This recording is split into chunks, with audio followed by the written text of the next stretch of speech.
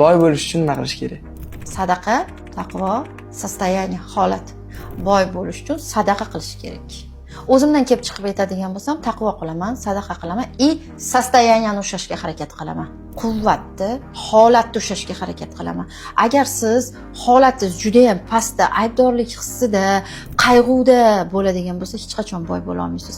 Boylik bu minnatdorlik degani. Har doim sizning sostoyaningiz minnatdorlikda bo'lsa, hech kim bilan ishingiz bo'lmasa, quvvatingiz normal holatda bo'lsa, hozir va shu yerda bo'lsangiz, bu boylikka ichidaman deb o'ylasangiz ham bo'laveradi. Nimani o'ylasangiz, o'zi plusda kelaveradi. Ota-onaga siylay rahim. O'zimdan kelib chiqadigan bo'lsak, birinchi qiladigan ishim, pul kerakmi? Yakshanba kuni onamni, buvimni ko'rgani boraman. Bu qo'llariga ozgina nimadir tashab kelsam, o'sha haftasiga juda ham pulim ko'p bo'ladi. Bu nima degani bilasizmi? Как будто menga pul kerak-ku, и то hali ham uni tushunib qilib kelaman-da.